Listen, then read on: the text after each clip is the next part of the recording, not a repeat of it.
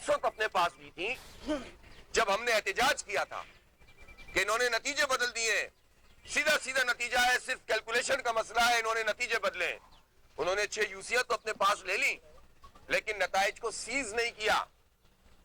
RO से form 11-12 मंगवाए नहीं, 1.5-2 महीने उनको दिए जालसाजी के लिए, और फिर उसके बाद उन्होंने प्रिजाइडिंग अफसरों पे दबाव डालकर, पुलिस के जरिए उठवाकर नए फॉर्म 11 के ऊपर उनके अंगूठे लगवाए और साइन करवाए।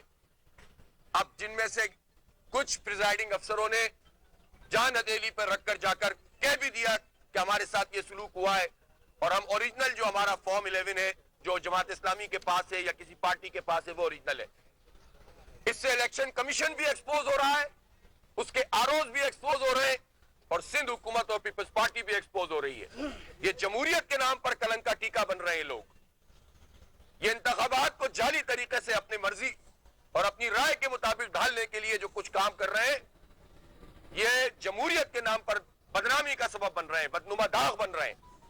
इसलिए मैं अब भी कहते हैं कि इलेक्शन कमीशन को बाज आ जाना चाहिए अपने इन सारी चीजों से, और उन्हें पार्टी वर्कर के तौर पर एक्ट नहीं करना चाहिए।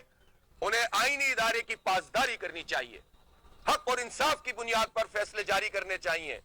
नोटिफिकेशन का पैमाना भी एक होना चाहिए और इंसाफ का पैमाना भी एक होना चाहिए।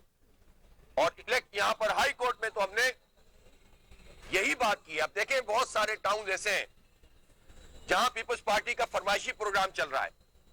चेनेसर टाउन, सईद गनी साहब ये कहते हैं कि चूंकि उनके भाई को उन्होंने मैदान में उतारा है और ऐसा लगता है कि उन्होंने खरीदा हुआ है इस पूरे इलाके को, नाम भी उन्होंने अपनी पसंद का रखा था टाउन का। वो तो अल्लामा इकबाल, जो गुलशन इकबाल है, उसको भी कहते हैं कि उसका ताल्लुक अल्लामा इकबाल से नहीं था। बहरहाल चेनेसर टाउन में जब उन्हें बुरी तरह शिकस्त हो गई, उनके भाई एक यूसी में हार गए और दूसरी यूसी के 2 वार्ड हार गए। सिर्फ अपने गोट से उन्होंने वोट पूरे किए। चले आप जीत गए अपनी जगह पे, लेकिन 2 यूनियन कमेटियां ऐसी थी जहां हारने के बाद इन्होंने रिकाउंटिंग के नाम पर जालसाजी की और उनको अपने नाम कर लिया, और इसका नोटिफिकेशन भी इलेक्शन कमीशन से करवा लिया, जबकि उसको पेंडिंग होना चाहिए था। इस तरह टोटल पूरा करके वो अपनी अक्सरियत साबित करना चाहते हैं, जो कि एक फ्रॉड है और ये जमहूरियत के ऊपर एक बदनुमा दाग है। इसी तरह औरंगी टाउन, जहां कोई लेना देना नहीं है पीपल्स पार्टी का, पूरी तरह मुस्तरद कर दिया पीपल्स पार्टी को औरंगी के अवाम ने। सलाम पेश करता हूं मैं औरंगी टाउन के लोगों को। 4थे नंबर पर 500 वोट लेने वाली पार्टी, पहले नंबर पर 7,000 लेने वाली पार्टी के मुकाबले में जाली आरओ के जरिए से वो अपने डीआरओ, जिन्होंने वहां पर 4-5 जगहों पे धांधली करवाई है, डीसी है, सिविल सर्वेंट के नाम पर धब्बा बने हुए ये लोग पार्टी वर्कर के तौर पर काम कर रहे हैं। ये ब्यूरोक्रेट्स हैं, ये तो पार्टी वर्कर हैं, ये तो सिविल सर्विसेज के ऊपर भी एक दाग बन जाते हैं। और ये टालपुर साहब उनका काम कर रहे हैं, उनका खेल खेल रहे हैं। 4-5 यूसीओं को होल्ड करवा दिया, नंबर तब्दील करवा दिए, और फिर एक जगह पे क्या हुआ, एक यूसी 4 है जहां पर इन्होंने पीटीआई वालों ने क्लेम कर दिया था हमारे, वो क्लेम खत्म हो गया, हम जीत गए, जीते हुए थे पहले से। लेकिन बाद में उन्होंने नोटिफिकेशन जो इशू किया उसमें वाइस चेयरमैन का नतीजा रोक दिया। क्यों? इसलिए कि वाइस चेयरमैन ही टाउन का चेयरमैन बनाएगा। पीपल्स पार्टी का फरमाइशी प्रोग्राम यह है कि चाहे हम 10वें नंबर पे हो, लेकिन औरंगी टाउन हमें चाहिए, सफूरा टाउन हमें चाहिए। हार गए और जाली तरीके से आना चाहते हैं तो गनी साहब, सईद गनी साहब, बिलावल भुट्टो साहब, फरमाइशी प्रोग्राम नहीं चलेगा। जियाला मेयर का ख्वाब पूरा नहीं होगा। जीतना है तो आवाम के लिए काम करते, 15 साल में कराची को डेवलप करते, सिंध का नक्शा तब्दील कर देते, आवाम खुद आपको वोट डालते।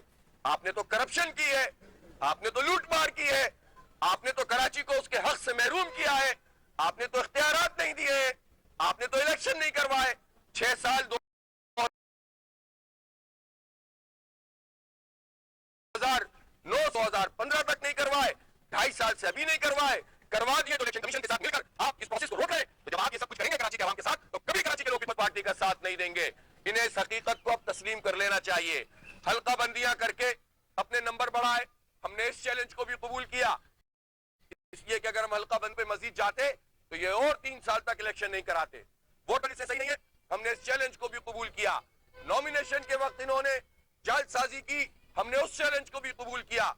और 5 बजे तक इलेक्शन वाले दिन जो कुछ आपने किया, हमने उस चैलेंज को भी कबूल किया, लेकिन खुदा के लिए अब उसके बाद के नतीजे को तस्लीम करो। कराची के अवाम ने जमात इस्लामी को भरपूर मैंडेट दिया है, सबसे ज्यादा और बहुत ज्यादा वोट दिए इन पार्टियों के मुकाबले में, सीटें भी ज्यादा दी हैं। तस्लीम करोगे तो फिर प्रोसेस आगे बढ़ेगा। इसलिए हम अपना आईनी कानूनी हक भी इस्तेमाल कर रहे हैं। आज हमने हाई कोर्ट में पिटीशन फाइल की है कि प्रोसेस को आगे बढ़ाया जाए। 11 यूसीओ के जिमनी इंतखाब उसको कराने के लिए हमारी ऑनरेबल सिंध हाई कोर्ट इस पर अपना फैसला जारी करे, ताकि इलेक्शन कमीशन अपनी आईनी जिम्मेदारी पूरी करे। और उसके साथ साथ ये जो धांधली हुई है और ये पूरे प्रोसेस को रोका हुआ है, इस पर अपना जमहूरी और आईनी हक इस्तेमाल करते हुए 10 मार्च को सिंध इलेक्शन कमीशन के सामने हम धरना भी देंगे। और जब तक हमारे मुतालबात पूरे नहीं होंगे, हम इस धरने को बरकरार भी रखेंगे और इसको बेस कैंप बनाते हुए पूरे शहर में और उसके बाद पूरे मुल्क में भी एहतिजाज का दायरा वसी करेंगे। ये कराची के मुस्तकबिल का मामला है, ये कराची के करोड़ों इंसानों, करोड़ों नौजवानों के मुस्तकबिल का मामला है, ये कराची की डेवलपमेंट और मईशत, पाकिस्तान की डेवलपमेंट और मईशत है, ये उसका मामला है। हम इस तरह इन लोगों के हाथों में इसको नहीं दे सकते। केमाड़ी टाउन में 5 जिले में वहां पर 5 यूनियन कमेटियों का रुका हुआ है। वहां पर जो है वो इलेक्शन कमीशन के पास इसके बावजूद नोटिफिकेशन जारी कर दिया ताकि पीपल्स पार्टी के नंबर ऊंचे कर। ये फरमाइशी प्रोग्राम है पीपल्स पार्टी का कि जब भी इलेक्शन कमीशन से कोई नतीजा जारी हो तो हमारे नंबर आगे दिखाइए, और इस फरमाइशी प्रोग्राम को इलेक्शन कमीशन पूरा कर रहा है। नहीं करने देंगे इंशाल्लाह। एक एक वोट का, एक एक सीट का तहफ्फुज करेंगे इंशाल्लाह। बहुत शुक्रिया। क्या हुआ? मार्च करेंगे 12 तारीख को। आज एक बहुत बड़ा प्रोग्राम कर रहे हैं हम। ठीक है, ओके, फिर बात।